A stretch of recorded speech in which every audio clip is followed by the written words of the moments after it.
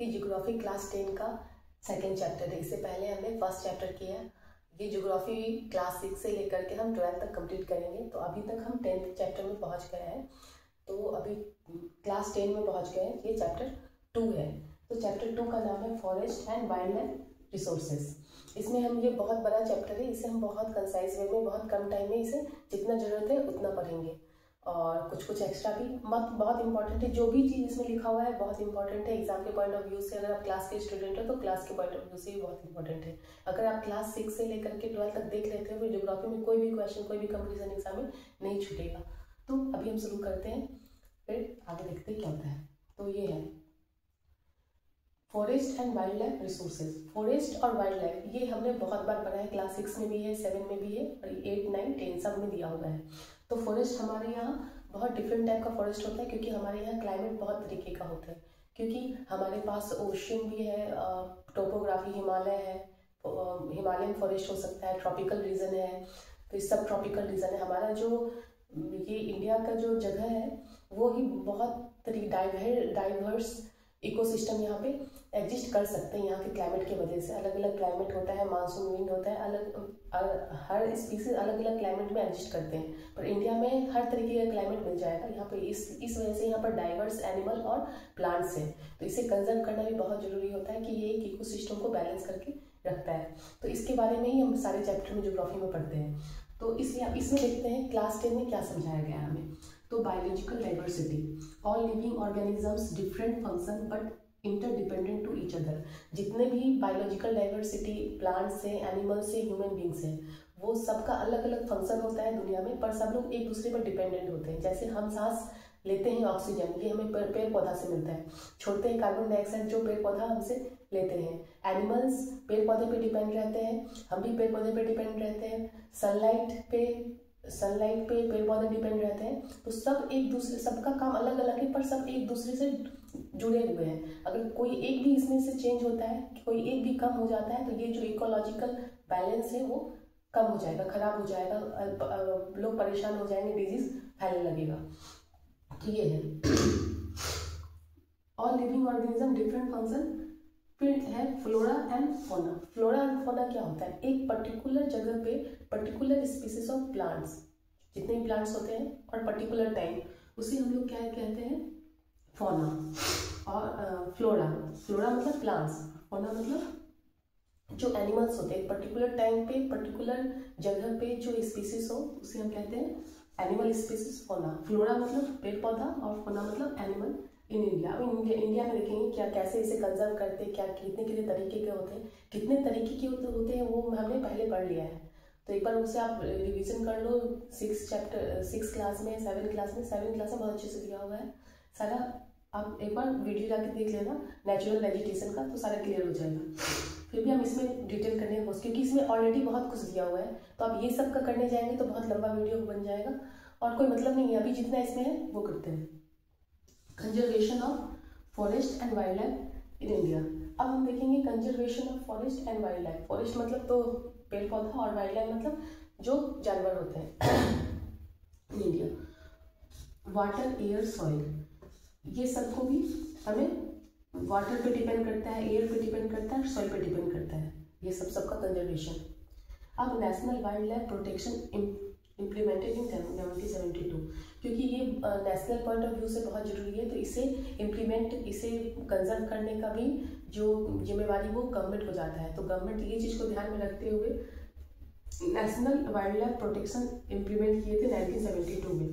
Project tiger 1973 का है, पर national wild life protection act जो है, national wild life protection act, ये 1972 का है, ये याद रखना। इसमें कहा गया था protection in endangered species bye banning hunting and restricting trade in wild life. मतलब इस प्रोटेक्शन में कहा गया था, जो wild life national wild life protection act, इसमें कहा गया था कि जो भी इलीगली पोचिंग होता है एनिमल्स का या हंटिंग किया जाता है जिससे स्पीसीज कम होते जा रहा है, कोई पर्टिकुलर स्पीसीज है वो कम होते जा रहा है और जिसका जो बहुत ही इंडेंजर्ड कैटेगरी में है उसे बैन किया जाएगा। अगर उसको कोई करता है तो उसे पनिशमेंट दिया जाएगा। तो ये था, ये है हमारा वाइल्ड लाइफ प्रोटेक्शन एक्ट। इसके बारे में और भी हम डिटेल में समझेंगे। मतलब बात यही कहा गया था कि हमें जो गवर्नमेंट को वो प्रोटेक्ट करना है, जो इंडेंजर कैटेगरी में ऑलरेडी बहुत हंटिंग हो गया है उसका, और बहुत ट्रेड होता है, जानवर को मार मार के उसका यूज करते हैं, उसके स्किन को, उसके दांत को, हाथी के दांत को, और बहुत सारा यूज होता है, जिससे वो स्पीसीज कम हो गया। अगर वो स्पीसीज कम हो जाएगा तो जो इकोलॉजिकल बैलेंस है वो भी खराब होते जाएगा। तो इसको प्रोटेक्ट करना गवर्नमेंट की जिम्मेवारी है, इसलिए ये national wild life protection act 1972 में इम्प्लीमेंट किया गया था कि अगर जो ऐसा करता है उसे पनिशमेंट दिया जाएगा। नेक्स्ट है, अब इसे प्रोटेक्ट करने के लिए नेशनल पार्क, और इसे ये तो बैन किया ही गया, और भी इसको प्रोटेक्ट करने के लिए इसे हैबिटेट, जो लोग घर का पेड़ काट काट के घर बना रहे हैं, तो वो एनिमल, उसमें भी तो उनका लॉस होता है, उनका जगह ही नहीं बचा तो रहेंगे कहाँ, तो इसमें भी वो खत्म हो रहे हैं। पहला तो ट्रेड होते जा रहा है, तो ट्रेड को बैन करने के लिए ये नेशनल प्रोटेक्शन एक्ट बनाया गया।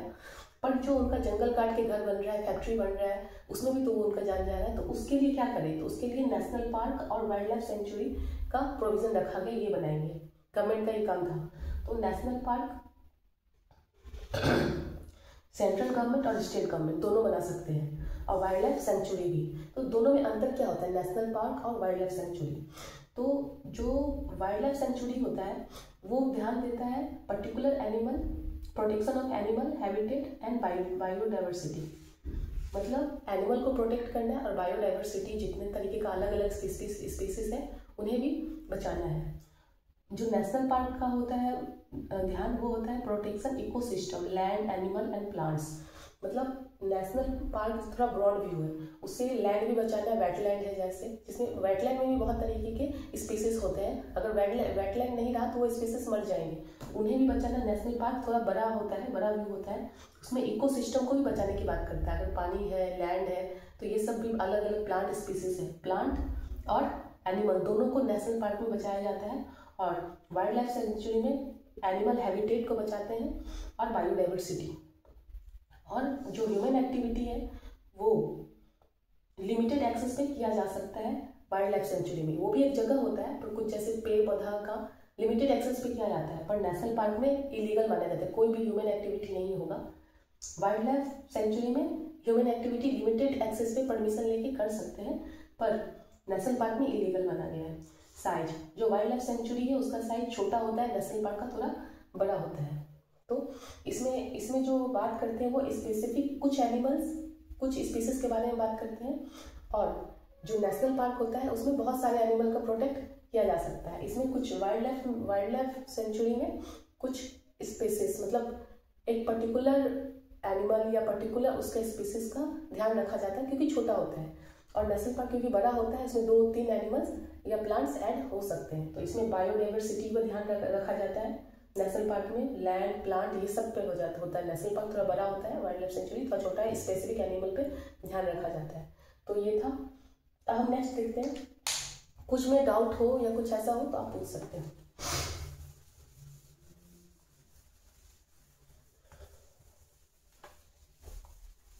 अब हम कुछ नेशनल पार्क का नाम देखेंगे जो एनसीईआरटी में लिखा हुआ है।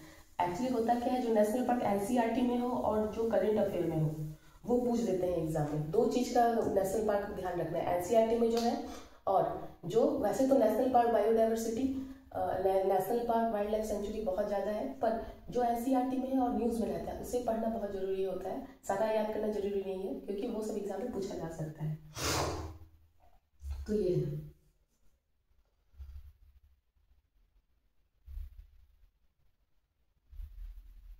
फिर प्रोजेक्ट टाइगर भी लाया गया था।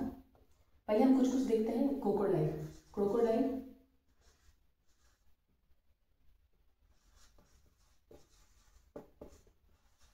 क्रोकोडाइल 3 तरीके का होता है, फ्रेश वाटर क्रोकोडाइल,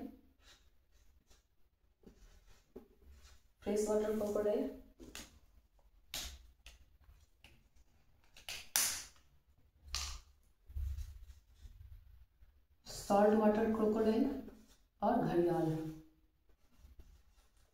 ये सब इसी का पार्ट है जो वेटलैंड में रहते हैं, तो इसे भी प्रोटेक्शन करना जरूरी है। एक होता है कश्मीरी स्टैग, इसे हंगूल भी कहते हैं। फिर ब्लैक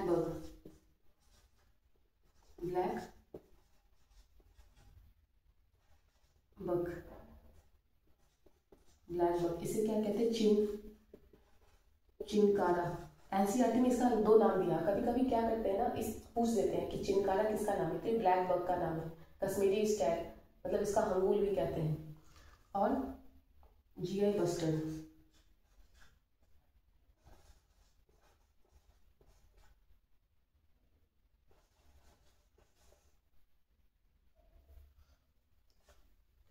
ये गोंडवाना है, इसे गोंडावन भी कहते हैं, इसे गोंडावन भी कहते हैं। बस्टर्ड कोई बहुत ज़्यादा न्यूज़ में अभी ये, तो इसे गोंडावन कहते हैं। जीआई बस्टर्ड को गोंडावन भी कहते हैं। ये इस एनसीईआरटी में दिया हुआ है, इसलिए हमें इसे याद रखना जरूरी है। अब प्रोजेक्ट टाइगर। टाइगर बहुत हमारे 55,000 था हमारे पास, पर ये कम होकर के 55,000 से 1,000 पे आ गया।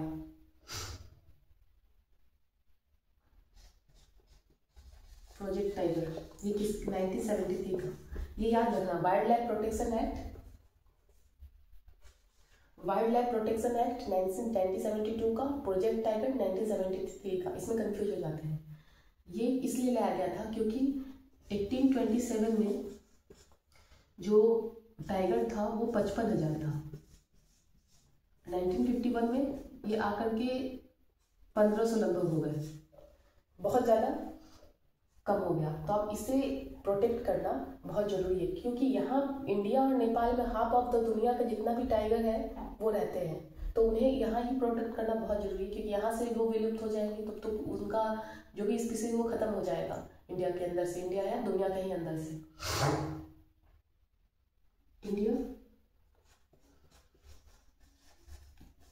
इंडिया और नेपाल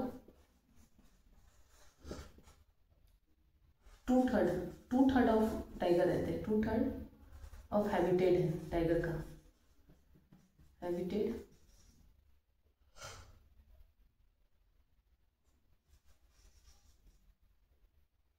और टाइगर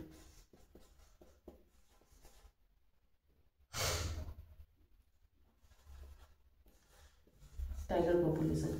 तो अगर इतना ज़्यादा टाइगर है यहाँ पे, तो यहाँ प्रोटेक्ट करना बहुत ज़रूरी है टाइगर का। तो कहाँ कहाँ अब कुछ टाइगर हम देखते हैं, टाइगर रिजर्व कहाँ कहाँ है, मतलब तो ये देखते हैं। जैसे कॉर्बेट,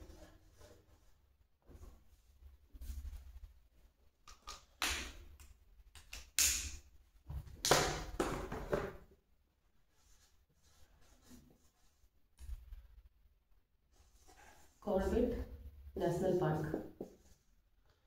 ये कहाँ है? उत्तराखंड में।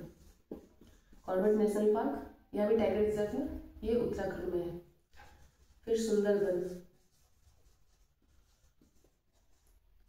Sundarban National Park West Bengal.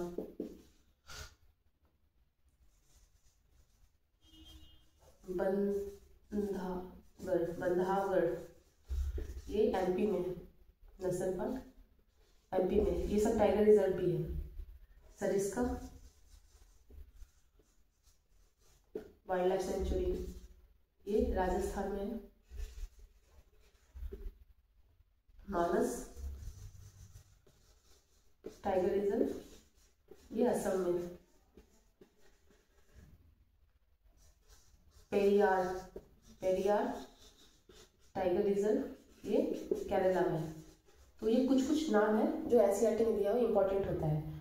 Corbett national park जो टाइगर रिजर्व भी है उत्तराखंड में है। Sundarban National park tiger reserve है, ये वेस्ट बंगाल में है। बंधावगढ़ एमपी में है। सरिस्का राजस्थान, मानस असम में और पेरियार केरला में। तो ये 4-5 आपको याद रखने क्योंकि एनसीईआरटी में दिया हुआ है। और नेक्स्ट देखते हैं।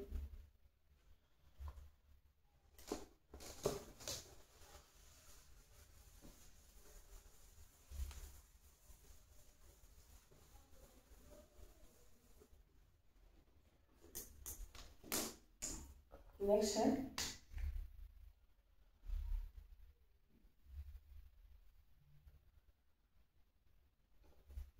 अब आजकल जो प्रोटेक्शन, पहले एनिमल्स के प्रोजेक्ट पे एनिमल्स के प्रोटेक्शन पे ध्यान दिया गया, पर अब ना बायोडाइवर्सिटी पे भी ध्यान देते हैं साथ साथ में एनिमल्स के।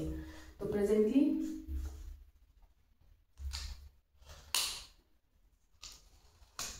प्रेजेंटली क्या हो रहा है?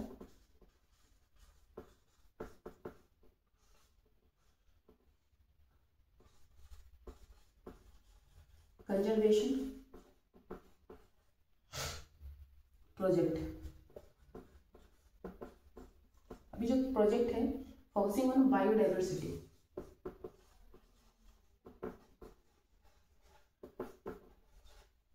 rather than few of its components, few of its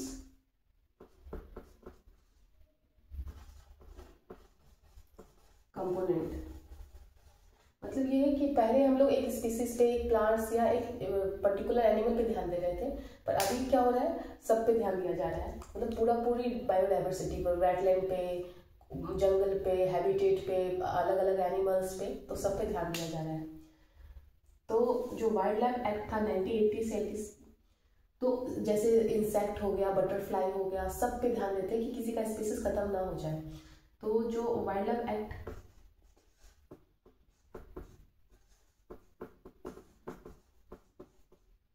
1980 और 1986 में कुछ चेंज किया गया। वाइल्ड लाइफ एक्ट जो 1972 का था, उसमें 80 और 86 में चेंज किया गया। उसमें बटरफ्लाई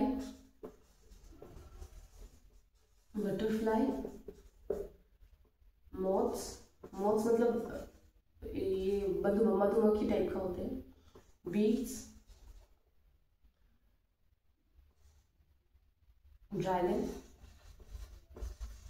dragonfly have been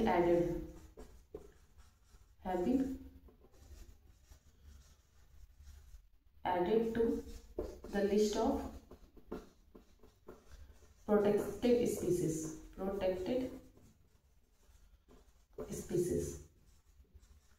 मतलब जो वाइल्ड लाइफ एक्ट है 1972 का, उसमें कुछ चेंज किया गया 1980 में और 86 में, जिसमें बटरफ्लाई, इंसेक्ट, जो छोटे छोटे ड्रैगन फ्लाई होते हैं, मॉथ्स होते हैं, बीज होते हैं, सबको ऐड किया गया। उसे भी प्रोटेक्ट करना जरूरी है, क्योंकि वो भी एक डाइवर्सिटी को कंजर्व करते हैं। जैसे एक जगह से दूसरी जगह सीड्स को फैलाना, पॉलिनेशन में, ये सब में इनका काम होता है। तो इसे भी प्रोटेक्ट करना, बायोडाइवर्सिटी को कंजर्व करना बहुत जरूरी है। पहले सिर्फ स्पेसिफिक एनिमल्स, प्लांट्स पे ध्यान देते थे, अब ओवरऑल बायोडाइवर्सिटी पे ध्यान देते हैं, जो इकोसिस्टम को बैलेंस करता हो। तो ये था। अब नेक्स्ट देखते हैं हम, जो 1991 में वाइल्ड लाइफ प्रोटेक्शन एक्ट था, उसमें प्लांट भी ऐड किया गया था। प्लांट्स को ऐड किए थे 1991 का, 6 स्पीसीज का।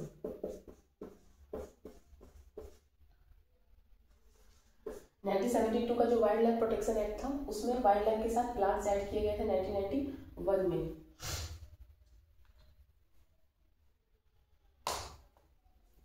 ठीक है, अब types and distribution of forest देखते हैं and wild life resources. Types and distribution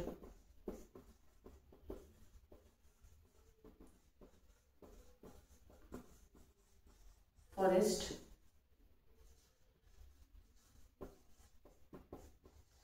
and wild life resources.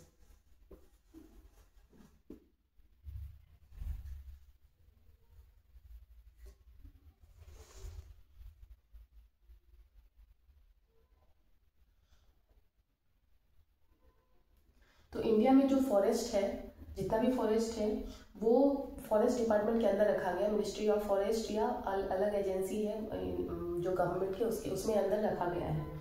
तो जो मैक्सिमम फॉरेस्ट होता है और वाइल्ड लाइफ होता है, वो रिसोर्सेज आर आइदर ओन्ड और managed by the government through the forest department और अदर गवर्नमेंट डिपार्टमेंट। तो वो गवर्नमेंट डिपार्टमेंट के द्वारा उसे रखा जाता है उसके अंदर में।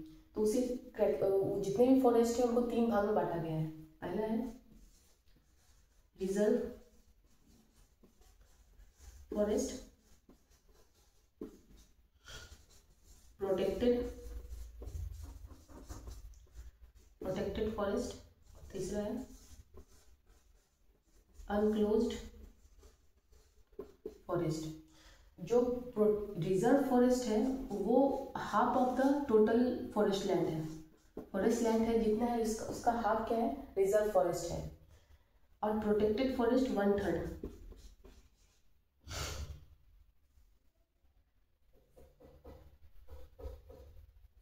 और जो अनक्लोज्ड फॉरेस्ट है वो है फॉरेस्ट प्लस वेस्टलैंड। इसमें पब्लिक और प्राइवेट दोनों आ जाते हैं। रिजर्व फॉरेस्ट सबसे ज़्यादा है, half of the forest land है। प्रोटेक्टेड 1/3 है। और अनक्लोज्ड जो भी है वो फॉरेस्ट और वेस्टलैंड जो है वो अनक्लोज्ड फॉरेस्ट है। ये दोनों को परमानेंट फॉरेस्ट भी बोलते हैं, रिजर्व और प्रोटेक्टेड फॉरेस्ट को। अभी हम देखते हैं कहाँ कहाँ पर कितना है, इसमें अंतर क्या होता है। जो रिजर्व फॉरेस्ट होता है इसे ज़्यादा प्रोटेक्ट करते हैं, वहाँ ह्यूमन एक्टिविटी भी कम होता है। पर जो प्रोटेक्टेड होता है उसे बस प्रोटेक्ट करते हैं, वहाँ ह्यूमन एक्टिविटी टिम्बर के लिए लोग जा सकते हैं।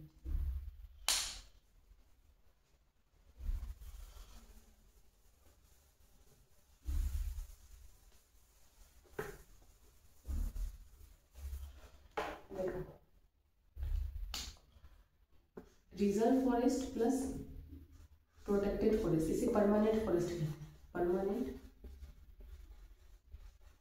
Permanent forest.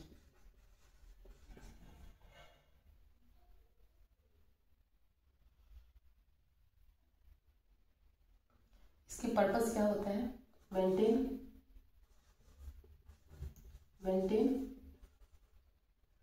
For the purpose of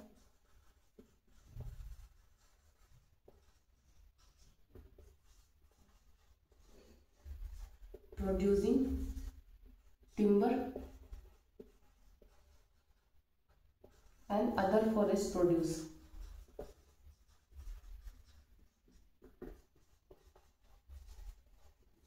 इसका जो एम होता है वो फॉरेस्ट को कंजर्व करना होता है। उसमें जो डाइवर्स जो भी टिम्बर होते हैं और जो फॉरेस्ट के मटेरियल होते हैं, बहुत सारी चीज़, तो उसे मेंटेन करना होता है इनका काम। जो वहाँ के लोग हैं जो फॉरेस्ट में रहते हैं उनको भी कंजर्व, उनको भी प्रोटेक्ट करने इनका काम होता है।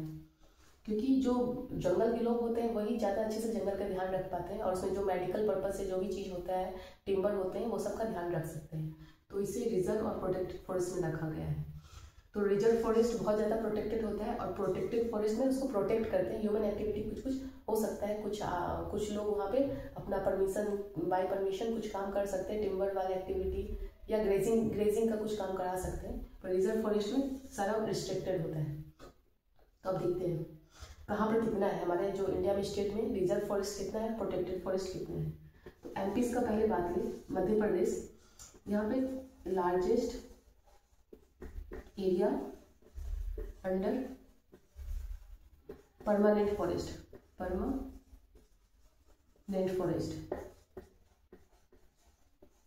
एमपी का जो एरिया है मध्य प्रदेश का, उसमें मैक्सिमम क्या है, रिजर्व फॉरेस्ट है। 75% ऑफ टोटल फॉरेस्ट एरिया, मतलब एमपी में जितना फॉरेस्ट एरिया है उसमें से 75% जो है वो परमानेंट फॉरेस्ट में आता है, या तो प्रोटेक्टेड है या रिजर्व है। फिर जैसे जम्मू कश्मीर, आंध्र प्रदेश, उत्तराखंड, केरला, तमिलनाडु, वेस्ट बंगाल और महाराष्ट्र में रिजर्व फॉरेस्ट ज़्यादा है। रिजर्व फॉरेस्ट ज़्यादा क्वांटिटी में रखा गया है। यहाँ रिजर्व फॉरेस्ट है, मतलब रिस्ट्रिक्टिव, ज़्यादा रिस्ट्रिक्शन है फॉरेस्ट में। मतलब ह्यूमन एक्टिविटी या टिम्बर एक्टिविटी या ग्रेजिंग के लिए परमिशन चाहिए होगा, या परमिशन नहीं चाहिए, मतलब बैन ही होगा, ग्रेजिंग नहीं होगा। रिजर्व फॉरेस्ट ज़्यादा रिजर्व रखा जाता है कि वहाँ पे लोग सिर्फ वहाँ पे जो भी मटेरियल होगा फॉरेस्ट का मेडिसिन पर्पज से, या जो भी एनिमल्स होंगे वो वहाँ रहेंगे। कंजर्व बहुत सारा रिस्ट्रिक्शन होता है रिजर्व फॉरेस्ट में। प्रोटेक्टेड फॉरेस्ट में जो वहाँ लोग हैं ग्रेजिंग के लिए थोड़ा बहुत जा सकते हैं, टिम्बर एक्टिविटी हो सकता है, ह्यूमन एक्टिविटी हो सकता है, तो वो प्रोटेक्ट करते जो है जैसे है वो प्रोटेक्ट करते हैं, तो वो प्रोटेक्टेड फॉरेस्ट होता है। तो रिजर्व फॉरेस्ट ज़्यादा रिस्ट्रिक्शन, यानी ये सब जगह पे ज़्यादा है रिजर्व फॉरेस्ट। अब प्रोटेक्टेड फॉरेस्ट कहाँ कहाँ है, तो वो है बिहार, हरियाणा, पंजाब, ओडिशा, राजस्थान। ये सब पे ज़्यादा क्या है, प्रोटेक्टेड फॉरेस्ट। और अनक्लोज जो उतना ज़्यादा ध्यान नहीं दिया जाता है, ऐसे ही जो पड़ा हुआ है वो तुम्हें मिल जाएंगे नॉर्थ ईस्ट में, यहाँ बहुत फॉरेस्ट है, प्लस गुजरात। यहाँ पे क्या है, अनक्लोज्ड, अनक्लास्ड, अनक्लोज नहीं अनक्लास्ड, अनक्लास्ड जैसे क्लास किसी क्लास में नहीं दे रखा गया, अनक्लास्ड forest, managed by local government, managed by, मतलब 3 तरीके का फॉरेस्ट होता है। एक है रिजर्व, प्रोटेक्टेड और अनक्लास्ड। रिजर्व फॉरेस्ट को बहुत ज़्यादा प्रोटेक्शन दिया जाता है, प्रोटेक्टेड फॉरेस्ट को बस प्रोटेक्ट किया जाता है, वहाँ ग्रेजिंग या ह्यूमन एक्टिविटी हो सकते हैं। और अनक्लास्ड फॉरेस्ट जो होता है उसे गवर्नमेंट क्लास किसी क्लास में नहीं रखे, जो लोकल कम्युनिटी होते हैं वो उसका यूज करते हैं और उसका प्रोटेक्ट करते हैं। तो ये 3 तरीके का फॉरेस्ट को डिवाइड किया गया है, लोकल कम्युनिटी जिसे करते हैं। अब लोकल कम्युनिटी कैसे फॉरेस्ट को रिजर्व करते हैं, किसी भी जो इंसान जंगल में नहीं रहता है उससे ज़्यादा प्रोटेक्ट जो उस आसपास में लोग रहते हैं जिनका जीवन चलता है फॉरेस्ट से, वो कंजर्व कर सकते हैं। तो अब हम देखेंगे लोकल कम्युनिटी कैसे फॉरेस्ट को रिजर्व करते हैं। एनसीईआरटी में अलग अलग पूरा कहानी दिया हुआ है, पर बात इतना ही कहना चाह रहा है उसमें, कम्युनिटी और कंजर्वेशन, कम्युनिटी एंड कंजर्वेशन।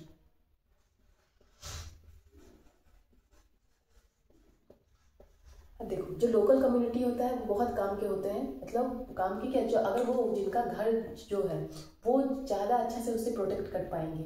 हाँ, गवर्नमेंट हेल्प कर सकते हैं, उनका कुछ चाहिए होगा या उन्हें प्रोटेक्शन, या लोग बाहर से आके ज़बरदस्ती उस पर कब्जा कर रहे हैं तो उसमें गवर्नमेंट को सपोर्ट करना चाहिए, पर लोकल कम्युनिटी बहुत करता है। अभी हम एग्जाम्पल देखेंगे कैसे कैसे किए हुए हैं वो।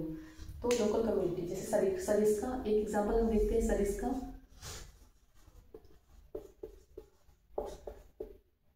टाइगर रिजर्व, ये कहाँ है, राजस्थान में।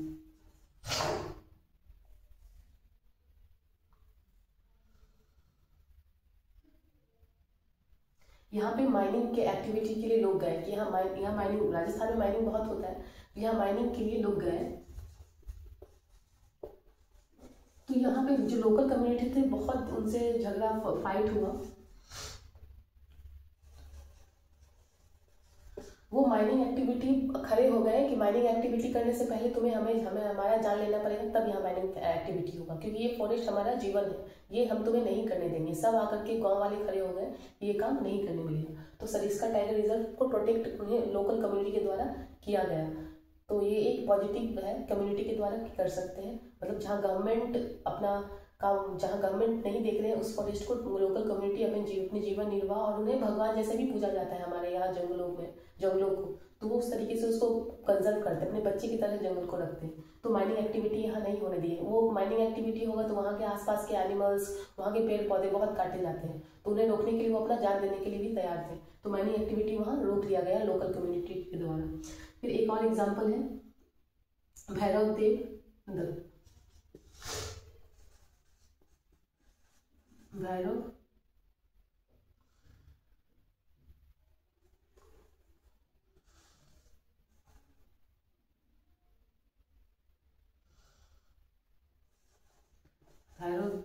देव दखाव सेंचुरी।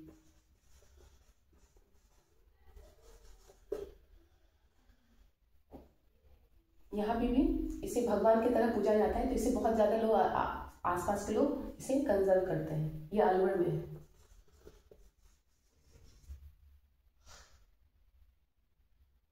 ये चिपको आंदोलन तो सबको पता होगा, हिमालय में चिपको आंदोलन,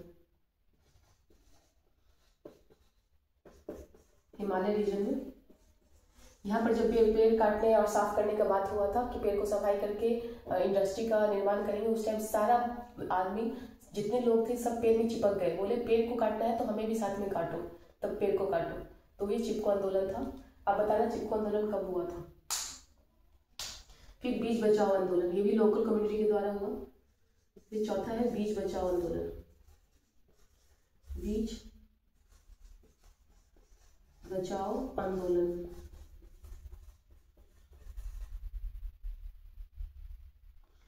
फार्मर और सिटीजन मिलके किए थे इसे, फार्मर और सिटीजन तहरीक। ये भी हिमालय रीजन में हुआ था, क्योंकि वहाँ जो बीज है वो बोल रहे थे जो हमारा पारंपरिक जो बीज है जो हमें चलता आ रहा है, जो बहुत ही ज़्यादा न्यूट्रिएंट्स और जो हमारे शरीर के लिए बढ़िया है, उसको रिप्लेस करके आप मॉडिफाइड बीज ला रहे हो, तो ये सही नहीं है। तो इसके लिए इस वजह से कि बीज बचाओ आंदोलन जो हमारे पारंपरिक बीज है वही कंटिन्यू चलना चाहिए, ये आंदोलन हुआ था। लोकल फार्मर भी कहे थे इस बात पे और सिटीजन भी मिलकर ये बात को उठाए थे कि हमारा बीज बचाओ आंदोलन जो हमारा पारंपरिक बीज है उससे हम कंटिन्यू करेंगे, नॉट मॉडिफाइड। तो ये भी लोकल कम्युनिटी का इसमें हाथ था। फिर एक है संथाल और मुंडा, दो कम्युनिटी होते हैं आदिवासी के, संथाल मुंडा। संथाल कम्युनिटी से हमारे प्रेसिडेंट आती हैं। तो ये है, ये महुआ का बहुत रखवाली करते हैं, पूछते हैं भगवान की तरह। महुआ को कहते हैं बासिया लटीफोलिया, साइंटिफिक नेम है इसका। तो ये महुआ का पूजा करते हैं। फिर एक तो ये लोकल कम्युनिटी के द्वारा ये सबको रक्षा किया जाता है। अब एक होता है joint forest management. Joint forest management. Joint forest management government जब देखे कि जो लोकल कम्युनिटी होते हैं, जो फॉरेस्ट मैन होते हैं, वो उनके अंदर बहुत ज़्यादा फॉरेस्ट का प्रोटेक्शन को लेकर के भाव है, वो सोचे जितना हम नहीं कर पा रहे इतना ये लोग कर पा रहे, तो बोले कि चलो ज्वाइंट मैनेजमेंट करते हैं कि आप करो हम आपको सपोर्ट करेंगे। मतलब गवर्नमेंट और सिटीजन जो जंगल में रहते हैं, जो आसपास रहते हैं, दोनों मिल के प्रोटेक्ट करेंगे, उसे कहते हैं ज्वाइंट फॉरेस्ट मैनेजमेंट। इसे सबसे पहले ओडिशा गवर्नमेंट किए थे, स्टेट गवर्नमेंट सबसे पहले शुरुआत किए थे ओडिशा। जो ओडिशा पीसीएस में ये क्वेश्चन पूछा जा सकता है, ओडिशा गवर्नमेंट कितने में किए थे? 1988 में ये शुरुआत। जो ज्वाइंट फॉरेस्ट मैनेजमेंट है, जो सिटीजन और गवर्नमेंट दोनों मिल के फॉरेस्ट को प्रोटेक्ट करेंगे, वो सबसे पहले स्टार्ट किया गया था ओडिशा गवर्नमेंट के द्वारा 1988 में। तो ये खत्म हो गया। इसमें हमने क्या क्या देखा कि फॉरेस्ट वाइल्ड लाइफ क्या होता है, प्रोटेक्ट कैसे करते हैं, इसे रिसोर्सेस इंपॉर्टेंट है, किस तरीके का होता है, नेशनल पार्क और वाइल्ड लाइफ सेंचुरी में क्या अंतर है, फिर रिजर्व फॉरेस्ट, प्रोटेक्टेड फॉरेस्ट और क्लास फॉरेस्ट, ये तीनों में क्या अंतर है ये हमने देखा। फिर कहाँ पे कौन सी जगह पे रिजर्व फॉरेस्ट और प्रोटेक्टेड फॉरेस्ट को परमानेंट फॉरेस्ट भी बोलते हैं। एमपी में जो है, मध्य प्रदेश में सबसे ज़्यादा परमानेंट फॉरेस्ट होते हैं। अनक्लास्ड फॉरेस्ट नॉर्थ ईस्ट में है, और जहाँ जो अनक्लास्ड फॉरेस्ट होता है उससे लोकल कम्युनिटी कंजर्व करते हैं। तो ये हमने देखा। इससे पहले जो नेचुरल वेजिटेशन का चैप्टर है क्लास 6-7 में, आप वो पढ़ लोगे तो ये बहुत अच्छे से समझ में आएगा कि कितने तरीके के पेड़ होते हैं, कितना डाइवर्स पेड़ पौधे हमारे यहाँ, तो ये सब बहुत अच्छे से समझ में आ जाएगा। तो ये जो वाइल्ड लाइफ प्रोटेक्शन एक्ट 1972 का था वो हमने देखा, जिसमें बैन कर दिया, जिसमें जो भी ट्रेड है वो बैन कर दिया गया था। फिर बैन करने के साथ साथ हम उसे उसका हैबिटेट भी देंगे, इसलिए नेशनल पार्क और वाइल्ड लाइफ सेंचुरी को बनाया गया।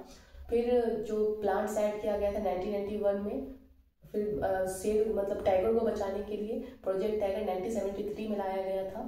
तो ये सब रिसोर्सेज को एक बैलेंस इकोसिस्टम को लेके चलने का ये सब एक तरीका है, जिसे कम्युनिटी और गवर्नमेंट दोनों मिलकर, और हमारा भी कर्तव्य होता है कि ये सबको हम कंजर्व करके रखें।